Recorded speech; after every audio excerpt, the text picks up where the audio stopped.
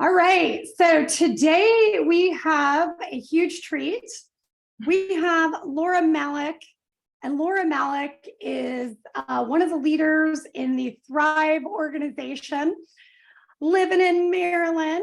Laura and I just met at an EXP event up in Baltimore, and I got to tell you guys, if you have an event, if you see an event, make sure you go to an event, because that's where you are going to meet people that you're going to be able to connect with, be influenced by, and we actually have one on January 23rd and 24th in Orlando. I'll tell you more about that. But today is about Laura Malek taking you from zero, and there are 6 steps to 6 figures.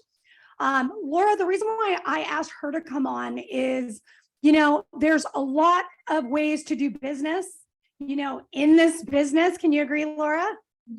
Lots and lots of ways. And I saw her speak, and what I love about her is how she works with her sphere of influence. I love how she nurtures her clients and just leads by example. And so without further ado, I'm going to let Laura introduce herself, a little bit about her background, where you can send referrals to, what part of Maryland, and let Laura jump into how you get from 6 steps to 6 figures. And Laura, thank you so much for coming on. Yes, thank you so much for having me. Hello, everybody. I hope everyone's doing well, and I'm just so excited to be here. I plan to make this an amazing hour and worth your time, but of course, I need your guys' help as well. So for the next hour, I definitely want it to be interactive. So if you have any questions, feel free to come off mute, raise your hand, or of course, get in the chat box. As she mentioned, my name's Laura, and I live in the Maryland area. I primarily serve like the Frederick County area, but if you ever have anyone in Maryland, area, just let me know and I can let you know if I'd be the great agent or if I can find someone else for you.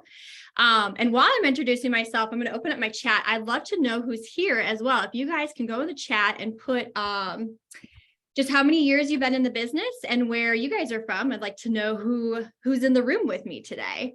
And while you're doing that, I'm going to go ahead and prep my screen to share. I have a few visuals for us. Anybody in the chat? 7 years. We have New York. We have, let's see, Florida, Brevard, Florida. We have Los Angeles. People have been in from 7 years, 1 year, 7 months. Salisbury, Maryland. Awesome. Well, the 6 steps to 6 figures is really an awesome foundation for those that are just getting started and for those that are, well seasoned. This is something that I constantly am using and implementing and learning from. And by implementing all of these is what's going to help you get to your 6 figures or whatever your goal is beyond that. So a little bit more about me. I've been in the business industry for over 7 years. I am a solo agent. My husband is a firefighter by trade, captain at a firehouse, and he also joined my team 2 years ago. A little bit of a buyer's agent, but together we're the married duo, which has been really exciting. I sell around 10 million a year. And a fun fact about me is that I grew the business with knowing less than 10 people in my current town. And so it's a real reminder that anything can happen. And I don't completely dive into everything that Tanya said about the sphere, but I'd be happy to come back and talk about how I created the sphere and community and how I get business from that. But it is just a reminder that when you implement these steps that I'm going to go into, just anything is possible. And I do just want to take a moment to, sometimes it can be hard to maybe say things that you're doing well or to brag, but I want you to know how important these 6 steps are, that they seem simple, what I'm about to say.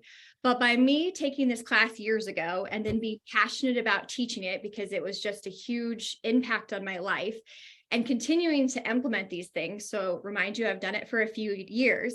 This year, I had grossed the highest amount that I've ever grossed. I'll keep personal to myself.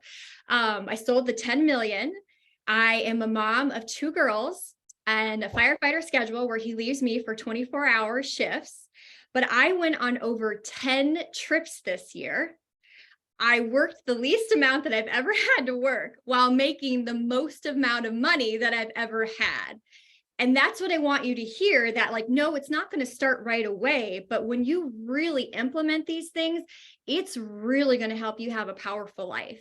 On top of that, I bring my girls to the bus. I pick them up off the bus. I'm at home for family dinners. I feel like I have a really great balance of work, life, family and friends, all because I really take these 6 steps that serious. So that being said, who wants to be successful, work less, and make more money? I hope we're in all the right room, right?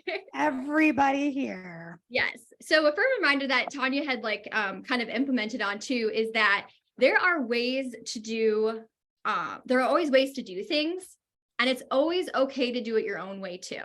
And so it's a firm reminder, like wherever in your journey, like success leaves clues. We hear that, we see how other people are doing it and being successful.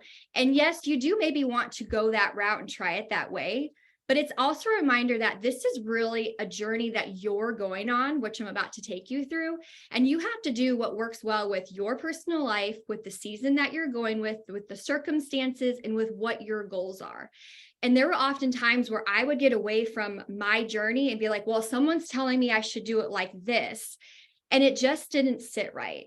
So as you're building your business and as you're tweaking your business, wherever you're at, remember that it's also okay to do it your own way, even if someone doesn't think that's the way that it should be done. So with further ado, we will jump into your step 1. So your step 1 is self-development. And it's a little bit more with like self-mastery and really being able to lead yourself. Now, I am starting with this step 1, and I will say this was probably the hardest technique for me to really learn. And I think it's a very much ongoing thing. But what I realized in the last 2 to 3 years, I kind of skipped self-development. I'll be honest. I went to the other steps. But it's important for you to not do that, because the more that you work on yourself and choose to become the best version of yourself, that's where it's going to show up in every aspect of life. And so as like, I bring in lots of stories so that you can personalize it and understand like how it fits in. And so I knew that I had to focus on like my knowledge, my skills, and my habits. And so I want you to write that down, that in order to have this self-development and to lead yourself, you should always be focused on those 3 things: knowledge, skills, and habits.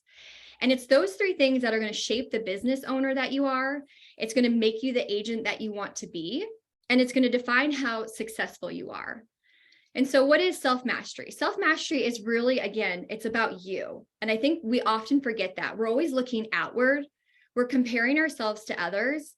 And the number 1 step that you need to do is focus on you.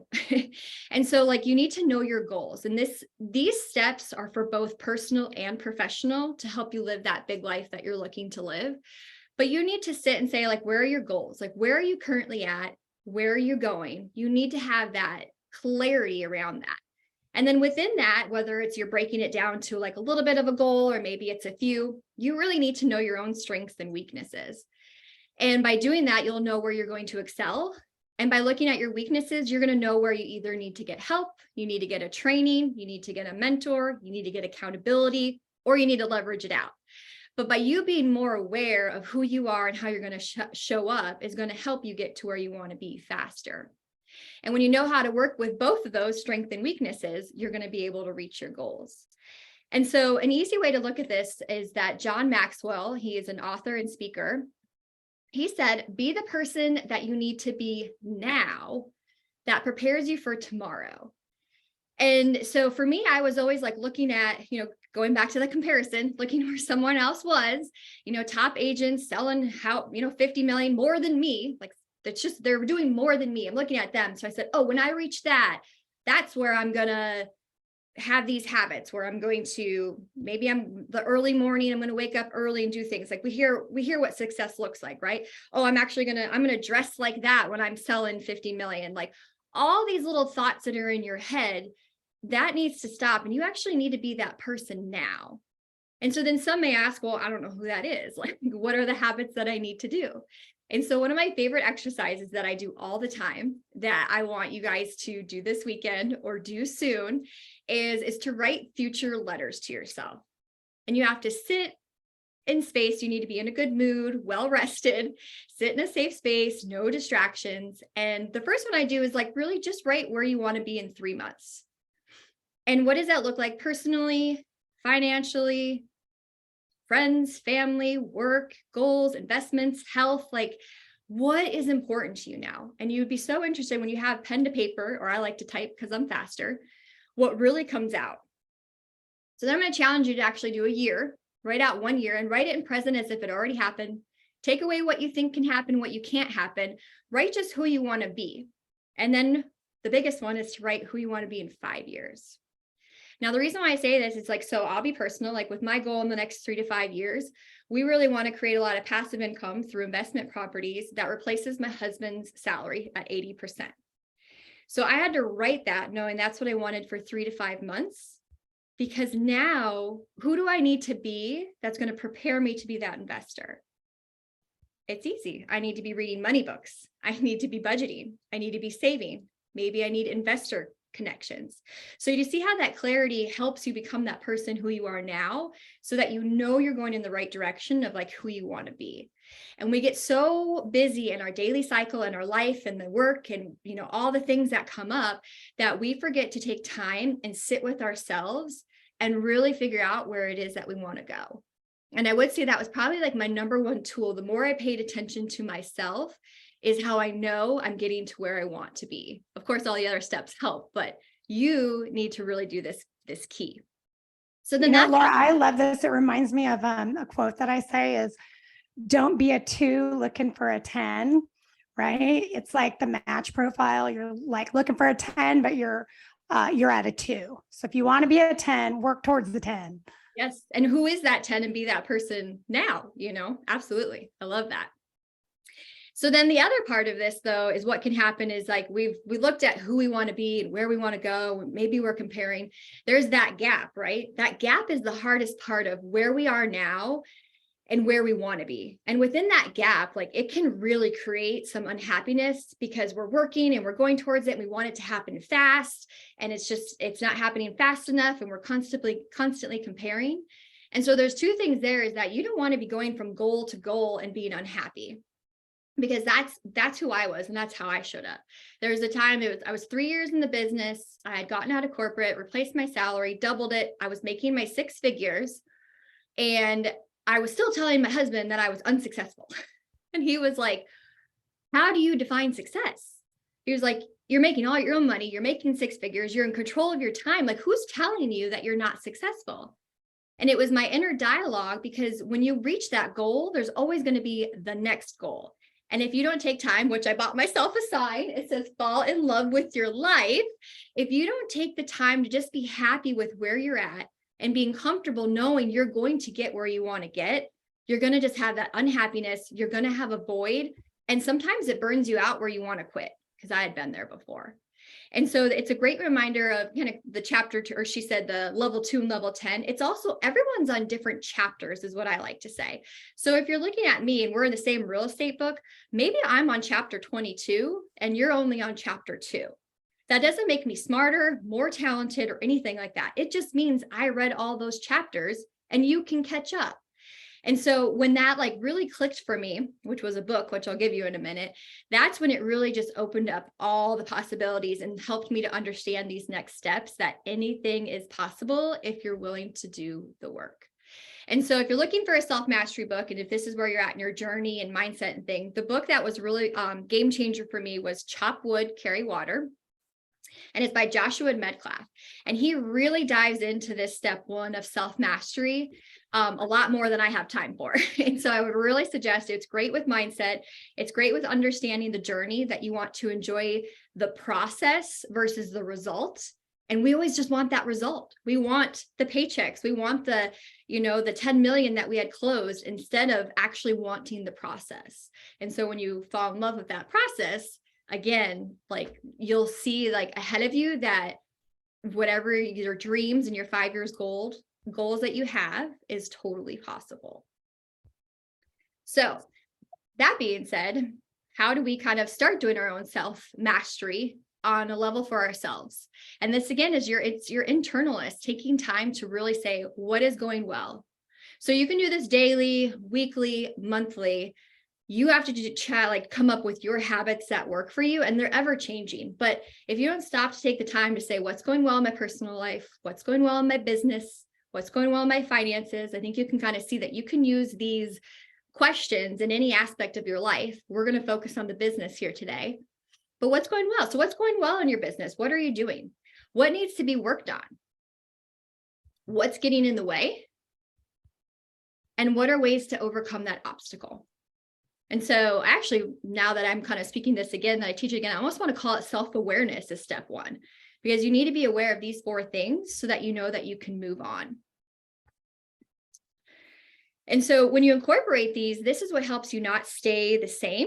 This is what helps you change. And this is what helps you evolve. And this is what helps say, oh, this is what I need to do.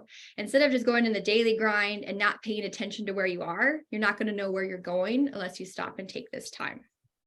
So an example for this, like for me, is I was having issues with time management, which I'd like to say I'm pretty good at now.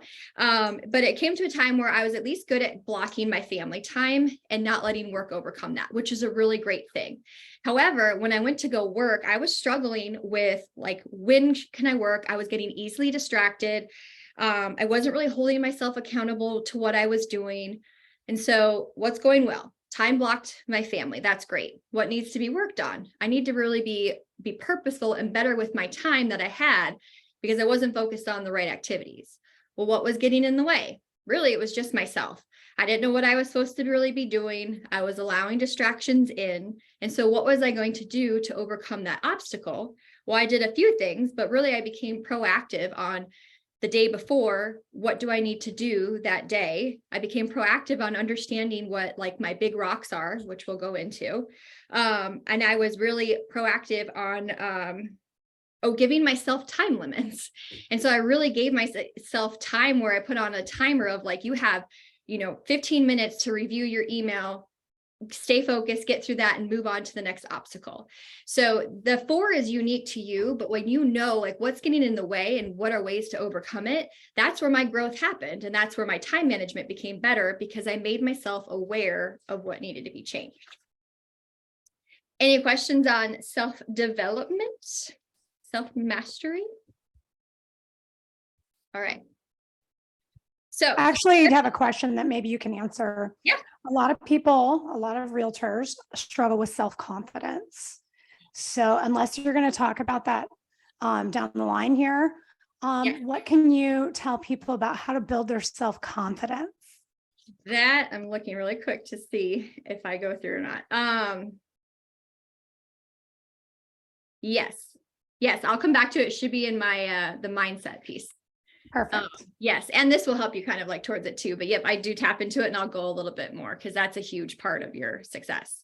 So your next step is the 80-20 principle. Can anyone come off mute and tell me if they know what the 80-20 principle is? This is my favorite step. Does anybody know besides Tanya? If not, then I'm glad you're here. Is this new? No one knows what 80-20 principle is?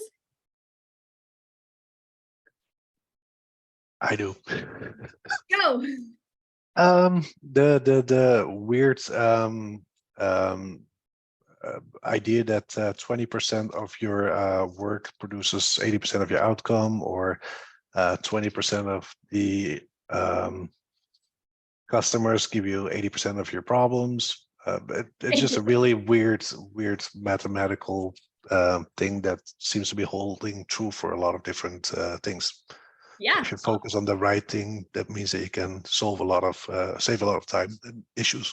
Yes, this is why it's my favorite. Thank you for coming off me and speaking up. You said exactly right. 20% of your effort will give you 80% of your results, which also they call it big rocks, which I had said before. And so I had heard this principle. So sometimes you hear things, right? You're in this class and you're going to hear a lot of things, and I'm going to plant a lot of seeds. And then in a couple of weeks or in a couple of months or even a year, you're going to be like, aha, that's what she meant by that. And so what I mean by that is I got this lesson hard in my face. And it was back when 2020, which we all know is COVID. And so my top lead generation for business was open houses. I hold open houses like a boss. And so it's open houses, which then I would door knock, and then I have a social media. I have this whole plan around it. And that's what I do to create my business. Well, what am I going to do with COVID? In Maryland, we were not, at the time, we're not allowed to host open houses right away. So I was like, what am I going to do? And so they say there's this thing called sphere, which Tanya mentioned, and it took me a while to realize how important your sphere is. And I was like, that's all that I can do, right? Like that's all I can focus on. So I knew that's what I had to do. Now my time is a lot different. I was homeschooling my second grader because we wanted to keep her out of virtual school. As we all know, real estate was very different. So we're challenging the new territory. At the time, I was also coaching other real estate agents in their businesses. And of course, my husband is a firefighter and he leaves me for every 24 hours. And so that's a lot on someone's plate of what are you going to do? And so my only thing that I could do was talk to people who like, know, and trust me. And that was all that I could do for my business. Everything else, like meetings, trainings, whatever I filled my time with, I did not have time for. And so it forced me to drop that 80%. And do you want to know what happened? My business exploded. It exploded. And I was like, holy crap, like I'm doing way less and I'm doing what they've always told me to do. Yes, I was that person. And who doesn't want to talk to people that they already like, know, and trust? Like I was having so much fun and getting the business that I needed. And so it was a smack in the face, but it's really, really true that you need to know what your big rocks are. And then this is like also what helps you to focus on like, what do I need to do? Because so often we're not sure if we're doing the right activity, especially if we're like newer in the business. We're like, we think we're busy, or maybe we're judging ourselves, or maybe we think that we're not doing enough. And so then we do more busyness. But you don't need to lead yourself to hustle and burnout when you can really say, what is it that I need to focus on so that I can get it done? And my favorite scenario. It's crazy that, sorry, go ahead. No, go ahead. Your story about COVID, it's like beauty came from the ashes, like literally from the ashes. That's inspiring. Yeah. And I like to look at the, like, what did I learn? And I was just like, wow, that really taught me an amazing lesson. And it's helped me again to go on my 10 vacations this year because I'm very purposeful and I focus on that 20%, which I'll help you with. So my favorite scenario that we all know, but it's just a good reminder of how this like the big rocks work, is that when literally you go to travel. Isn't it interesting how you get everything you need to get done before you have to leave? And the reason is because you know your big rocks, because you want to go on vacation. So you know exactly what has to be done to packing. That's number one, right? You know what can wait. You know what you can forget about so that you can go on that trip. And so that's what that tool you need to bring to your business, so that on days when it gets a little crazy or it gets a little messy, or maybe you don't have the right mindset, basically it sounds bad, but can you do bare minimum to still move your business forward? And the answer is yes. So that being said, does everybody know what the big rocks are in real estate?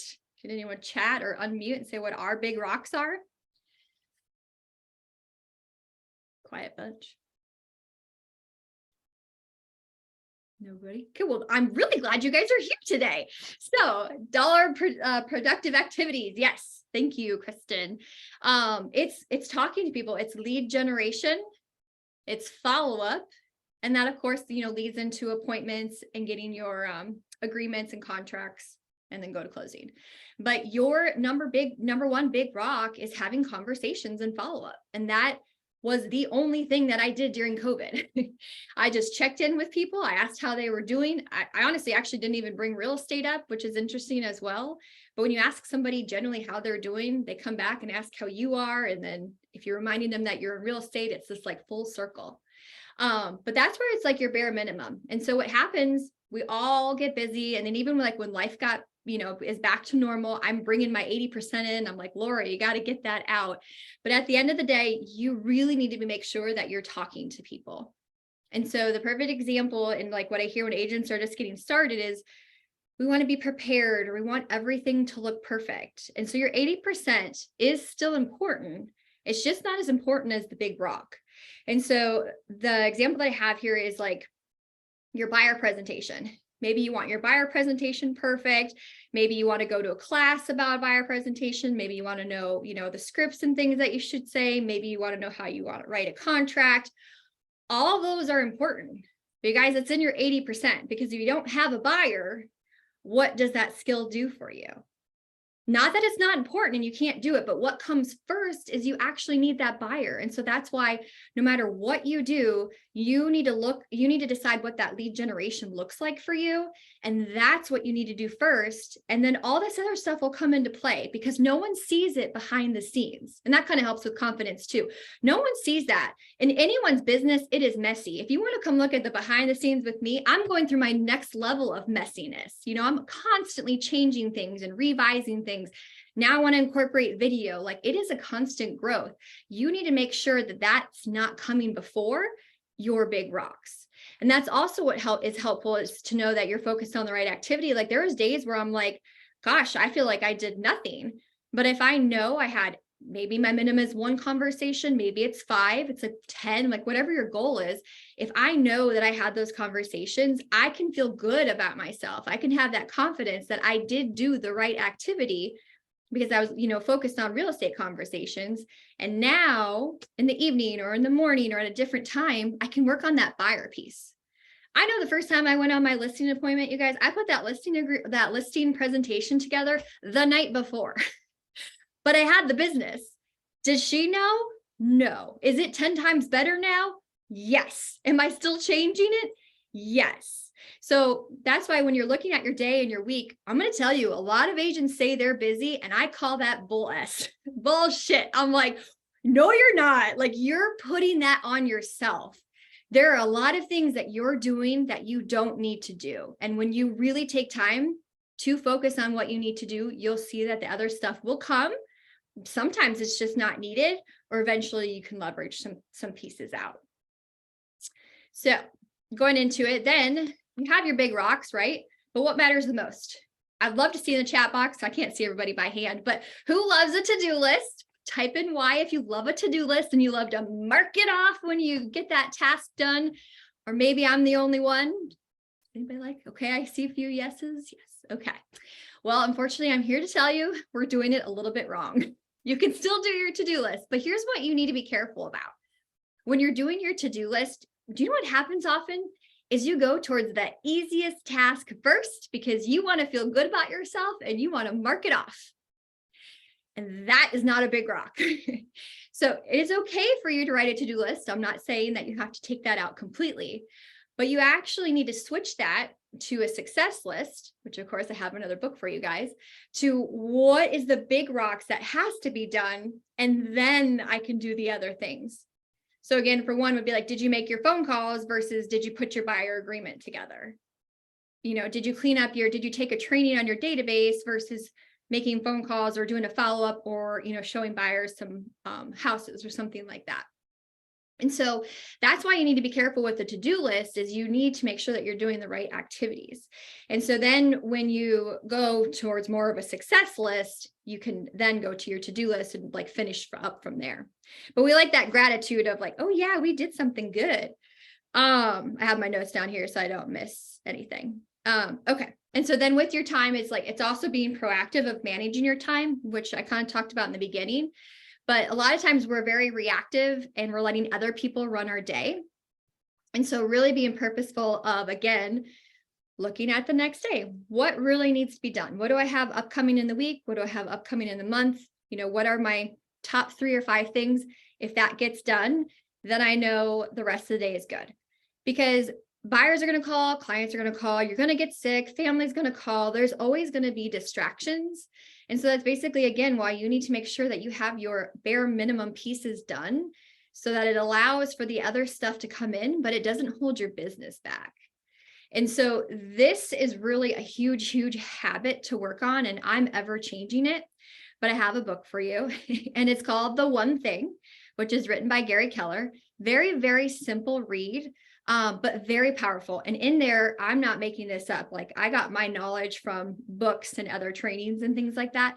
But he talks about the to-do list and really making it your priority, the one thing, and helping you to be proactive. And so that is the #1 book that I love to read. If you feel like you're working too much, or if you feel like you can't get control of your time, you're going to want to put that book on your list.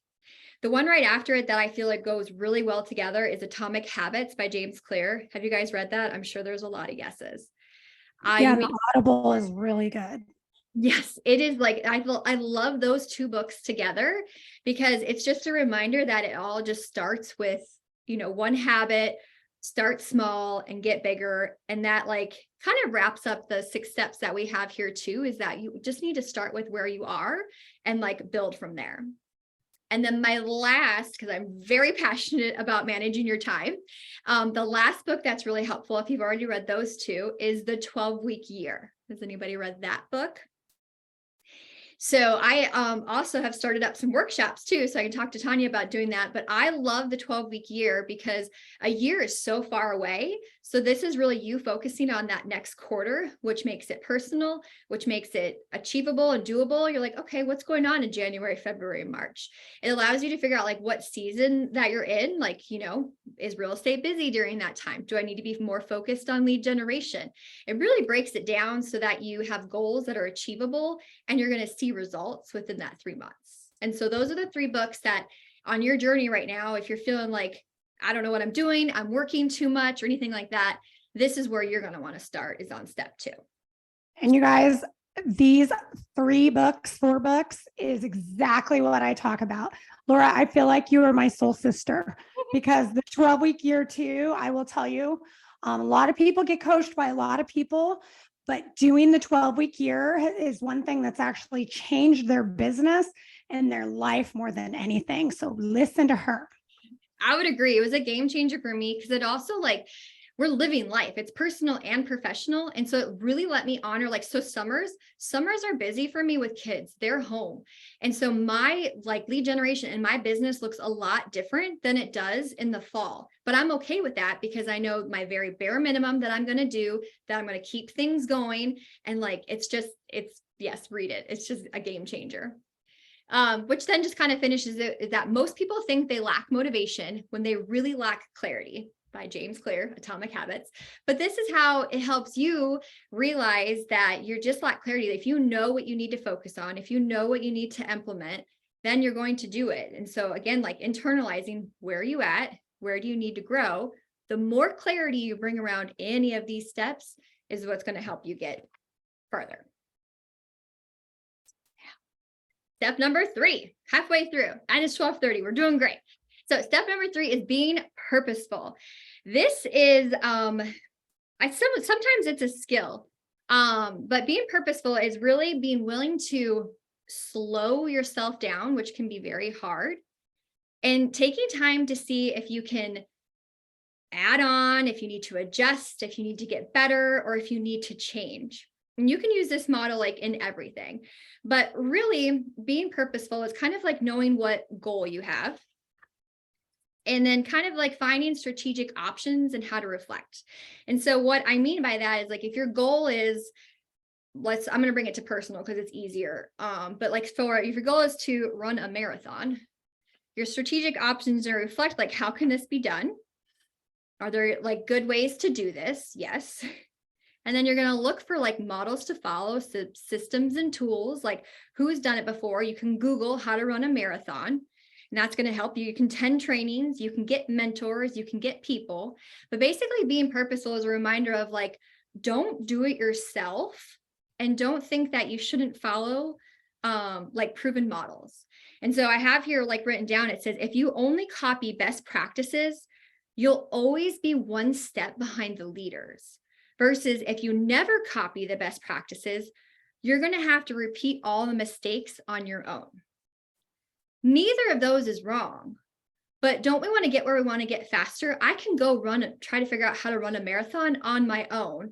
It's going to take me a heck of a lot longer, and I'm going to have a lot of lessons to learn versus reading a book or understanding what nutrition I need or understanding a coach who's been there before or a mentor or a friend. It's going to be more fun. I'm going to make less mistakes and I'm going to get to where I need to be. So a perfect example of this in the business is that I wanted to start hosting events. Which was also right before COVID. My first one got canceled. I wanted to host an Easter egg hunt. Could I do that on my own? Absolutely. But what I did is I decided to be purposeful and I called somebody else who's hosted multiple Easter egg hunts. And when I did that, she gave me all her models, her systems and tools for me just to throw a better event. Now, no matter what, my event would have been great. This has to do with your confidence. it would be great no matter what. I just would have learned a lot. And so instead, she took that learning curve away from me of simple things of like, don't use chocolate, it melts. I would have got chocolate. She told me to put like plastic gold coins in eggs so that the kids had to open up the eggs to return them so they could find a prize with their gold coin. She just helped my learning process go a lot faster than I could plug and play. And so that's what it means to be like purposeful. Is yes, it's very broad, but it's like, don't be afraid to attend a training, to Google it, to sit and think, is there an easier way to do this? Is there a better way to do this? Can I delete this? And that's kind of, again, like be willing to slow down so that you can speed up. And so I would say like being purposeful, the best way to get better at this is when you're ready in your business and you kind of have like your blueprint of how you do your business, is attending some kind of like systems of real estate, trainings on how to be more efficient, because they're going to teach you that mindset and the little like plug and plays that you can add. But like, and another example of being purposeful is like, if you write an email more than once, it's the same email. Well, that should be made into a template so you don't have to rewrite your email. So it's a skill you need to learn, but I'm constantly like every day, like, can I do this better? Can I do this more efficient? What can I do so I don't have to do it again? Same thing for the events. Like the first time I host events for real estate and for women in business, and either or, like now I have my foundation and my tools, but every time I was like, how can I get better? How can I save this email so I know that I can just duplicate it and do it again, because it saves you time. And so when you take that time, then it's going to give you more time. But so often, like, we don't want to slow down. Like I've been there before where I'm like, oh, it's okay, I'll just like rewrite, that email again. I promise you, if you slow down, it's going to help you speed up. Another great example is like inspections. When I had like inspections, people had questions afterwards, and I was like, oh, what can I do? Let's be proactive on that. And I created an email where now they get sent some great information before they go, and it eliminates a lot of questions and it eliminates a lot of surprises. Now I'm ever changing. Now I want to add a video because that's where things are. There's a video and there's an email. But take the time to look in your business and just say, how can I be better at this versus like kind of feeling like I'm chasing things all the time. You want to be ahead of it versus like behind it. And I read in the book, there's a great quote from Road Less Stupid. I read a lot, which will be the next step. Surprise, surprise. But it was like, great business owners work hard, they practice, they study, they test, they think, they correct, they practice some more. And that's what you do by being purposeful, is constantly being asked yourself, am I doing this the best way? Am I doing this efficient? Do I need a training on this? Which I dive to in a little bit in the next one. So here's a reminder of what looks like skill to you is often persistent revision. I have no idea who said it, so I put someone awesome, but it's not mine.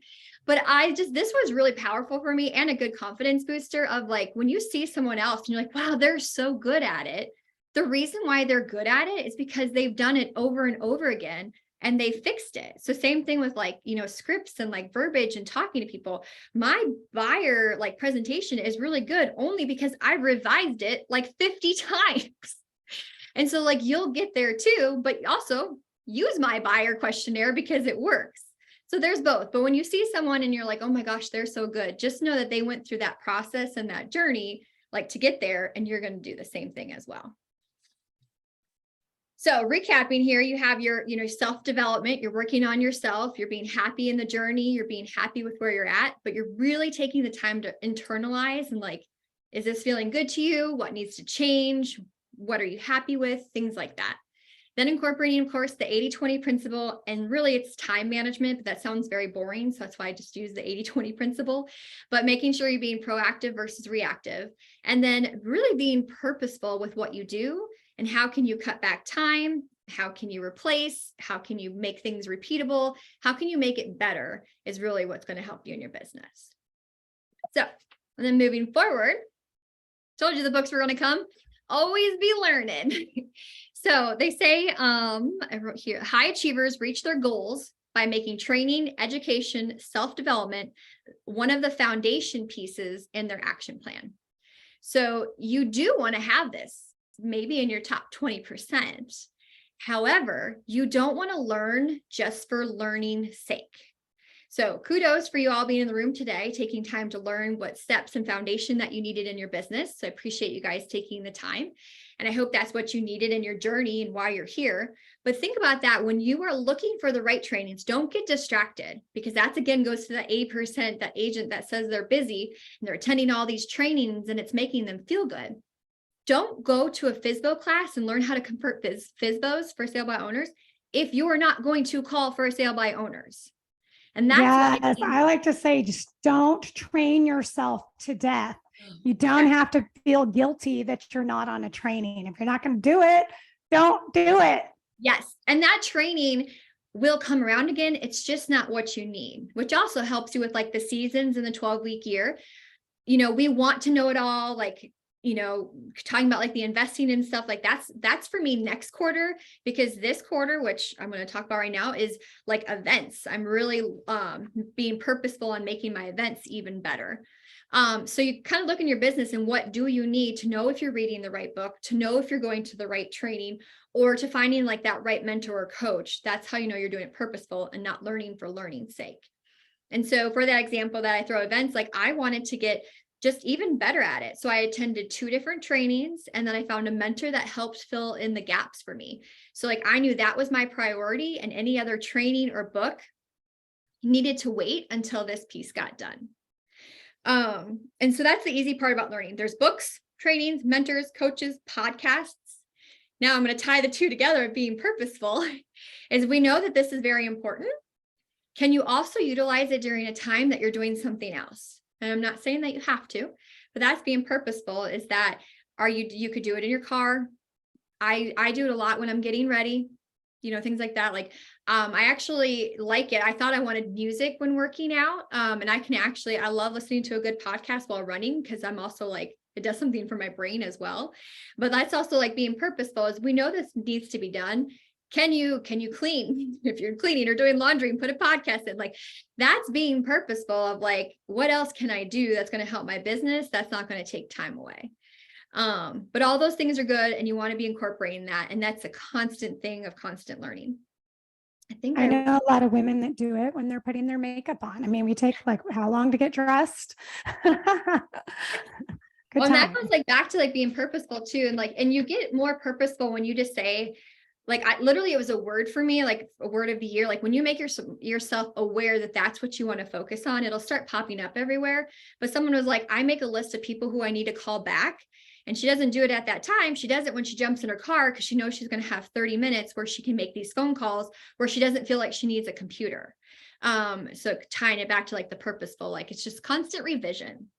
So a few books with Always Be Learning that you should have or reread is the MREA, Millionaire Real Estate Agent, Best Business Practices, whether you're first year, 6 years, 7 years, whether you've read it once or not. That is the beauty about reading a book, is that you're looking for a certain lesson that you don't even know really. And like, that's what speaks out to you in that book, whatever you're reading. And then when you reread, you get like a different lesson, even though you read it once before, or some of this stuff I'm sure that you guys have heard before, but it was like the lesson that you needed to hear. It was like that aha, like, oh, this is what I needed to hear. So that's why it's important to like kind of keep reading those. We talked about the one thing with time management. We talked about atomic habits, and we talked about chop wood, carry water with mindset. These are like your big rocks for the 6 steps to 6 figures of how you want to make these, like, you know, take yourself to like to the next level. So then going into, I talked a lot more about mindset than what I thought. So I'm glad. Going into the learning base, the 4 levels of competency, if you've never heard, is just so brilliant. We don't know what we don't know. We now know what we don't know. Now we know. Now we just do it without thinking. Okay, what do I mean? I had a coaching client earlier this week, and she was just talking about how like we want to know everything. And I think we all know at this time in real estate, you are never going to know it all, no matter how many years you're in the business. You are always going to be learning. There is something you don't know until it happens. So a prime example is what I did when took clients out. This was in the beginning, so don't judge me if you already knew this. I did not know this, so there's no judgment on me because I didn't know. But you know, we had their budget. We knew what they were looking for. I'm taking them out to tours. We found the house. We put in an offer. We come to the inspection. And the inspection, we find old roof, old HVAC, old windows. They freaked out. That was too much money they had to put in the house, and they wanted out of the contract. There's a perfect example of I didn't know what I didn't know. I thought I was doing the best job for my clients of budget, house, and looking at things. They looked at disclosures. I never made a point to look at how old things were. Like, I just didn't know. And so now I do. So now I know. So what am I going to do? Every time I show a house now, I'm digging into those things because I already had that lesson. And so keep in mind that while you're learning and growing, it's at every level that you are in business. You don't know what you don't know. And as soon as that came up, don't judge yourself. Be the agent that's going to learn from it, that's going to grow from it. And they don't know. Those buyers were still very happy. We got, it's not like they settled for a house that they didn't like. We were able to get out of the contract and things like that. But just realize that we can't know it all. And so now when you do, it's what you do next is the important part. And every successful agent has a ton of horror stories.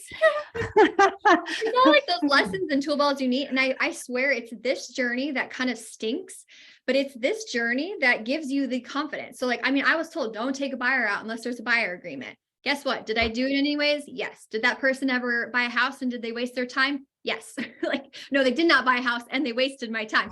I needed that lesson. So the next time someone said, will you, take me out without a buyer agreement? It gave me the confidence that I needed. So it's all just lessons. Lessons are a part of the journey. And that's what leads to the confidence that you're looking for. So out of curiosity, I can't, maybe Tanya can see everybody. I'm not sure, but I'm curious who can draw. Is there anybody here that can draw? Maybe type a Y if you can draw. Can anybody Martin can draw? I see Martin. So sort of stick figures, maybe. Maybe like one hand.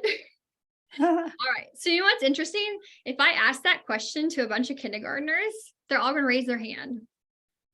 I didn't ask you guys if you could draw well. I asked you if you could draw. We can all draw. You just assumed I did well. So that's huge because that's a mindset. Mindset is besides time management, is my favorite thing. I could talk about mindset forever, which is why I saved it for this point because I knew I had to crunch time. But mindset is that you need to remove those limited beliefs. It's so powerful. If you really start listening to the inner dialogue of the things that you say about yourself, you would never say to somebody else. So why are we sabotaging ourselves? What's very interesting is that the mindset works against you. I find it I read a lot of books about it. I find it just mind blowing. Our mindset is trained somewhat to be a little bit negative towards ourselves. It's a muscle. And so you cannot control that first thought, but you can control your next thoughts. And that's where you need to work on the narrative. So when you say, I can't do that, when you say, I'm not good enough, when you say whatever that negative thought is, that is normal. Do not judge yourself for that. But are you taking the time to change the narrative around it? And you can do that. I can do it easily. So if I say something, because I've worked the muscle, I will change it very quickly. But if not, there's a couple things that you can do is write out an affirmation or a positive thing about it. Take time to come up with something positive or speak it into existence. When you shine a light on your limited belief and on your fear and you say it out loud, you actually realize how it kind of sounds a little silly. It just does. But in our head, it seems really big, and it is big. But when you say it out loud, you've already stepped over that fear, that you can overcome it. And so a limited belief that I had for a real long time that I didn't speak out was I didn't think that I could do it on my own. That I didn't think I could get to where I wanted to be. I thought I needed to have a business partner. I thought that I needed to maybe even be part of a team, even though I was already making my own, hitting my own financial goals. I had this limited belief that I couldn't do it on my own. And when I said it out loud, it helped. But what it did was it gave me clarity on why. And so for my clarity was I was so worried that this person that I wanted to be was going to take over me being an awesome mom. And I didn't know that until I worked through my limited belief. And so we said, okay, well, what does being an awesome mom look like? And how can you create work around that to know that you're going towards the right thing and that you always will have somebody? You don't need a partner or, to be part of a team, you need to have the confidence in yourself. And like, this is what life looks like for you right now, because your goal is to be an awesome mom and hit these like financial goals. And so that's what helps when you like say it out loud. Like, so basically the rules are around it is recognize that you have it, change the narrative, dig deep. I had to dig deep. Why didn't I want to be by myself? Why did I think that I needed a partner? I had to dig deep on why it was there. And then you can create a plan around that. And so by doing this also just kind of helped me to fall in love with that journey. Because there was a couple things and it's from Gary Keller. He says, people overestimate what they can do in 1 year, and they underestimate what they can do in 5 years. And that was really powerful, because if you look right now at yourself and you look at where you were 5 years ago, you're probably a whole different person.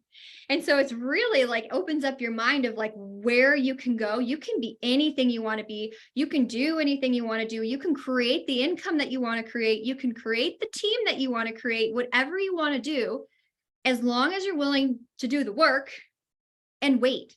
We want instant gratification and we want instant results. And you need to wait. Some things take 3 to 5 years. Like, you can get there, just don't stop. And so that comes from your mindset. Then the last one,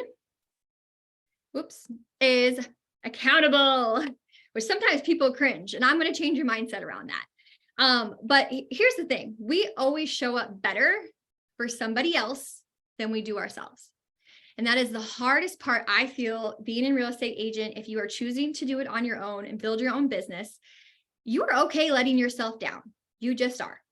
But if someone else is helping you, guiding you, accountability, we can talk about different ways to do it. You are going to show up better when you know somebody's watching. It's just human. Same thing, like if you were going to go to the gym, would you maybe show up to the gym? Yes, no, depends on your habit level. But if you told like your friend to meet you at the gym at 6 a.m. and your friend's going to meet you and you plan to be there, are you going to show up at 6 a.m.? Yes, because you're more willing to show up for others than yourself. And so that's why you need this accountability piece somehow to keep you going towards your goal. And so life's always going to happen. Something's always going to go and get in the way. And what you need to do with this accountability piece, somehow judgment came a part of this, and we need to remove that. There is no judgment on what got in your way, why you didn't do the things that you said you wanted to do. It is just an opportunity for you to learn, grow, and adjust. And it allows you to own it. It allows you to grow from it and then move on from it. And so this could be a friend. This could be a mentor. This could be a coach. It's very hard to hold yourself accountable. I'm not saying that you can't do it, but it is very hard. But if you are, here's an exercise. And so what you're going to do is it's reflection. It goes back to that self-mastery of looking inward, but you're going to say like, what was your goal? And I would say like, try to do it on a day or try to do it on a week. So you understand, like often we do a whole month and they're like, how was the month? You have no idea because you didn't reflect often enough. So do it either on a daily basis or weekly, but what was your goal? How did you do? And your goal should be your big rocks, right? How did you do? And how do you feel about that? So the how do you do is where we get like, oh, I didn't do the right activity. I didn't do what I said I was going to do. Someone got sick. This got in the way. Clients needed this. Like, it doesn't matter what got in the way. What shows is like, hey, you weren't able to, we'll do lead generation. You weren't able to make those phone calls that you wanted to make because XYZ came up. How do you feel about that?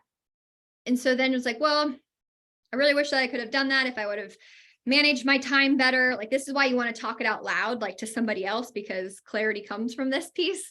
But be honest with yourself of like why it didn't happen. And then based on that, like, what can you do to adjust that? So an easy thing that people know, but like for lead generation, like, so for me, some people say to do it every day. That doesn't work for me. Once I'm in a task, I need to stay in that task as long as possible and get it done for the week. I only know that because I held myself accountable with a coach to see what worked well for me. But that's what you can do. You can say, oh, I'm going to lead generate, heavy days on Monday and Tuesday and not have any appointments because I know Wednesday, Thursday, Friday, things are just going to get crazy, because I'm just speaking from existence. It's very true. Or you're going to make the phone calls in the morning, your big rocks, because you don't know what's going to happen in the afternoon and the rest of the day. But when you take time to realize what kind of got in your way and how you can do it better, that's when you're growing. And that's the beauty of accountability, is because you're always revising. And if you're not paying attention to where you're at and what you can be doing better, you're not going to change. You're just going to stay where you're at. And that's why you don't want to do that. And then the last piece of that is like, is there anything that might keep you from doing that? So when you say you're going to like lead gen and make phone calls, it was like, is there anything that's going to keep you from being able to make those phone calls? And if you say no, that following week, you don't really have an excuse, and it's going to just show what's needed. And so here's like a perfect example, or you might need training and support, but a perfect example is, yeah, I made a bunch of phone calls. I talked with a bunch of buyers, but I can't seem to get anybody to a buyer appointment. And if you start seeing this on a weekly basis, we now know it's a skill you need to work on. And so again, like you can hold yourself accountable. I would at least try to find a buddy, because again, you're going to show up differently. There's many apps, there's many ways to do it. But when you really say like what's getting in your way and you see kind of like repeat patterns and behaviors, that's when you know like a skill or training needs to come in, or that's when you know something needs to be adjusted. And so this accountability piece is like what ties it all together for you to get to where you want to get. So 12:57, woohoo, with 3 minutes. So that's your 6 steps to 6 figures. And that's why I said all this stuff is really simple. But I learned this class years ago. I thought it was just a game changer in both personal and professional. And I take different pieces at different times of like, what do I need in my business? And so you need them all, but you can't just like with Atomic Habits, you can't just all of a sudden make this all better. Don't try to create all this, but feel like, what do you really need in your business? What are small things that you can take that you can start implementing? And if it's anything, I would really say it's the self-awareness along with making sure you're doing big rocks is like the biggest game changer. I'm going to get off share screen. So, and I'm open up for ahas or questions or anything as we wrap up this session. Yes. Who has ahas? Who's going to take one thing away that just was mind blown today for you? Come on, guys. You're usually more interactive than this. I don't want to be the first one all the time. Go ahead. All right, fine. You know what about that comment, like who can draw here? I just wanted to like link back to that one because I thought it was actually a really good comment. So my first initial thing was like, well, I can draw a little bit, but I know people that are better than that. And then I was thinking a little bit longer or a little bit further along while you were on your presentation. And I was like, well, normally if I don't know, or if I'm not the best person for whatever the question is, my standard go-to answer, and my clients actually laugh at me every time I say it, is like, I don't know, but I got a guy for that. Or I know somebody that can. And I guess if you do the same thing, like anybody can say that same thing, right? And you very likely know somebody like that. For example, with the drawing, my daughter's way better at drawing than I am. So I would be like, yeah, I got a guy for that, or a girl in this case. My daughter can do this. So that will help you with your confidence as well, because you're still able to help your client. And you can make this funny thing about, yeah, I got a guy for that. Yeah, I got a guy for that. But it comes back, and sooner or later they will be like, hey, I'm going to talk to Martin because he's got a guy for that. And it works. So that was one comment I had. The other comment that I had, I had to drop off for a sec. I don't know if you, Laura, if you did anything with it, but those big rocks are super, super, super insightful if you put a visual with that. So if you look on YouTube, there's Google or YouTube, whatever, big rocks video beer. That will give you like the best explanation ever about how big rocks actually works. I'm not gonna like spoil it, but look it up yourself. Big Love rocks beer, and that video, like you'll be like, okay, that makes perfect sense, and it will really help you understand why it's so important to go after the big rocks and to get that done. So sorry, I happen to have studied business all my life, and organizational behavior and this kind of stuff is really up my alley. So thanks for sharing your knowledge here, Laura. That was really cool. You're welcome. And Michelle has changing my to-do list to my success list. I really love that one. And then we have one hand raised. I don't know if they meant to. Okay. Mhm. So Laura, thank you so much for coming on. Where can they find you? Where should they follow you? And are there any programs that you have that they should be really considering? Yes. The biggest place where I'm most active on like mindset and business right now is Facebook, just my name, Laura Malek. As we're all ever growing and changing, I have started a business account on Instagram. It's new. It's Laura Malek Co. And that's where I'm just giving business tips and helping people prevent burnout, but it's very new. So I will definitely take all the new followers because there's only like 80 right now. And then I guess that's the best way right now, because that's where I keep up to date with all the classes that I'm doing. And of course, I'll keep in touch with, Miss Tanya. I have the, how to get more money from your database, and I have the 12-week workshop. So if you're looking for more like action items on how to plug and play, I have those coming out as well. I would absolutely love for you to talk about the 12-week year. I have the workbook for the 12-week year and I study it, but if you have a workshop, are you certified with the 12-week year? Nope. But you just teach it, just like me. Okay, I love this. Laura, this has been such a pleasure. Thank you so much. You guys give thumbs up or let us know. Was this helpful for you guys? Did you like this? Perfect. Okay, make sure you guys are on with Jim Gray tomorrow. That one's more of a night class. It is how to rock it at listings, even if you're a new agent. And then David Hill, who's a Grant Cardone coach, a success coach, and one of the top listing agents in the country, who also is an author, is teaching on Friday, and it's how to turn your no's into yeses. So thank you guys so much, and have a great day. And Laura, I'll get you this recording as well. Thank you. Talk to you guys soon. This was great. Thanks so much.